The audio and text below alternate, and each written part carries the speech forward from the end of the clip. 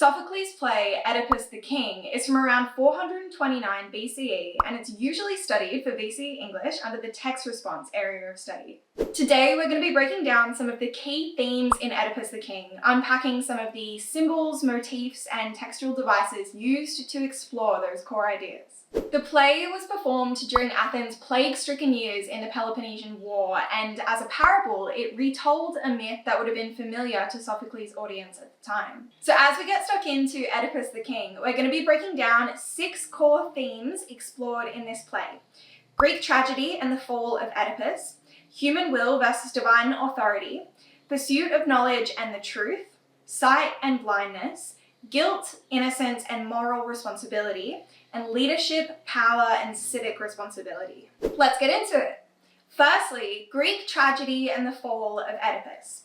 Oedipus the King is often described as an archetypal Greek tragedy, showing the key features described by the philosopher Aristotle. A Greek tragedy usually follows a noble protagonist whose downfall evokes pity and fear, leading to catharsis or an emotional release for the audience. For Oedipus, his role as the king of Thebes and his relentless drive to uncover the truth makes his destruction all the more devastating. A central element is hamartia, meaning a fatal flaw or an error in judgment. Oedipus's hamartia is not just his own hubris, but his determined pursuit of knowledge, despite repeated warnings. This flaw pushes him towards discovering his own guilt. His peripeteia, or sudden shift in circumstances or fortune, occurs when he realizes that the investigation into Laius's killer traces back to him. His anagnorisis, or moment of awareness, comes when he admits that he killed his father and married his mother. This devastating truth completes his downfall, fulfilling the prophecy he tried to avoid. As Oedipus's life unravels, the audience experiences pity and fear, intensified by the play's unity of time and place. It all takes place in a single day in the Theban palace, making fate feel inescapable. The play's structure also reinforces the tragedy. The prologue and parados introduce Oedipus as this majestic, heroic ruler. The episodes mainly use dialogue, often in sticomythia, rapid verbal exchanges, which increases tension and pace. And then the Exodus, with Jocasta's suicide and Oedipus's self-blinding, shows the moral and spiritual ruin that mirrors the physical torment.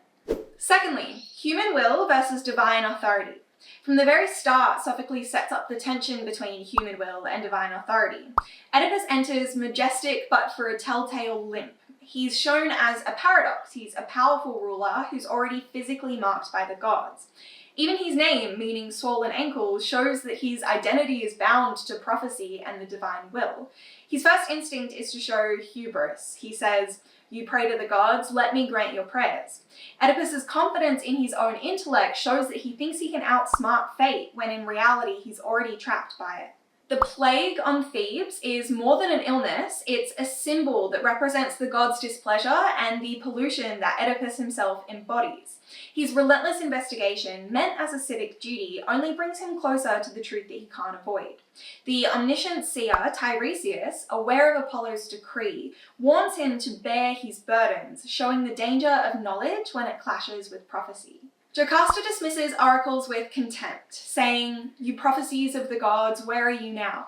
But the crossroads, where 3 roads meet, reminds the audience that choice is an illusion and fate is inevitable regardless of which direction you take to escape it.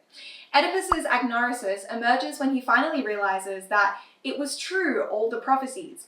His soliloquy, "Now, O light, may I look my last on you," marks the moment when he gains moral and literal sight, overwhelmed by the horror and infamy that he feared all along. Number 3, the pursuit of knowledge and the truth.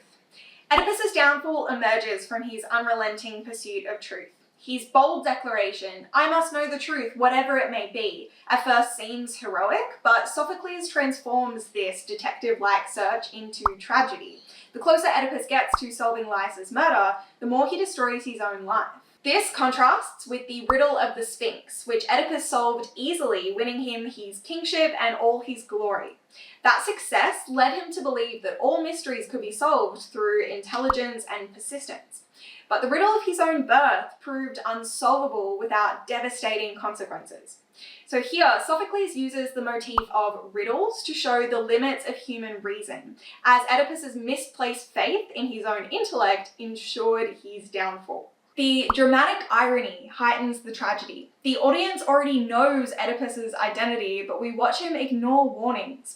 Tiresias warns him that to know the truth at last is terrible, and Jocasta pleads, "You're doomed. May you never fathom who you are."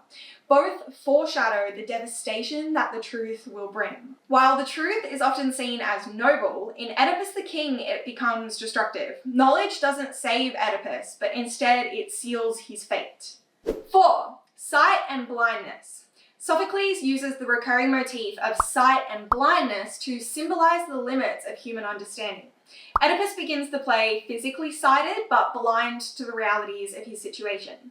In contrast, Tiresias can see the truth despite Oedipus's cruel taunt that he is blind, your ears and eyes as well as mind.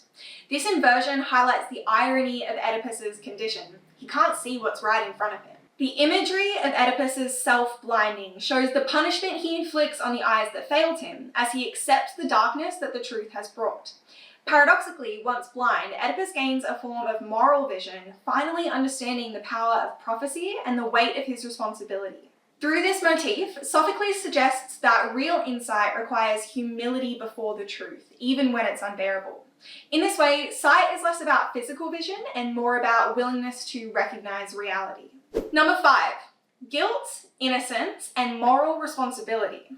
The question of guilt in Oedipus is not clear-cut. In one sense, Oedipus was innocent. He killed his father and married his mother in ignorance. But under the gods' law, ignorance is no excuse. The plague devastating Thebes shows the Greek concept of miasma, spiritual pollution. Even unintentional crimes can still spread corruption. For Sophocles' audience, this theme was especially relevant, as Athens itself was reeling from a plague during the Peloponnesian War, making the chorus's desperate appeals to the gods feel painfully immediate. It's important to note that Thebes' curse doesn't begin with Oedipus. Historically, Laius himself committed the terrible crime of abducting Chrysippus, the son of Pelops, while a guest in Pelops' household. This act violated Xenia, the sacred law of hospitality, one of the gravest sins in Greek culture. Pelops cursed Laius and his descendants, setting in motion the doom that Oedipus inherits. Sophocles' audience would recognize that Oedipus suffers not only from his own actions, but also the guilt in his bloodline, showing how in Greek tragedy, sin can echo across generations. Many characters try and avoid the unbearable truth. Tiresias withholds knowledge, Jocasta begs Oedipus to stop searching, the shepherd tries to suppress Oedipus's past by saying, "Damn you, shut your mouth, quiet." All resist revelation, but their efforts are futile.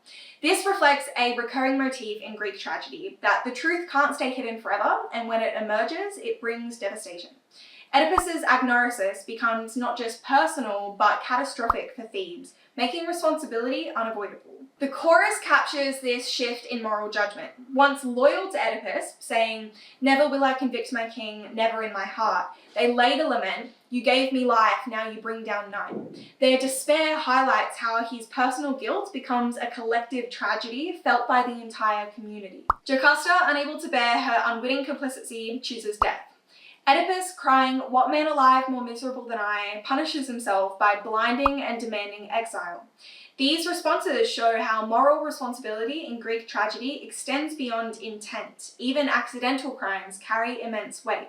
Sophocles suggests that true accountability means facing unbearable truths and accepting their consequences, no matter how painful. Number 6, leadership, power, and civic responsibility. At the heart of Oedipus the King is the question of leadership. Oedipus begins as Thebes' savior, decisive and action-driven, praised by the chorus as our greatest power. His vow to bring it all to light shows his determination as king.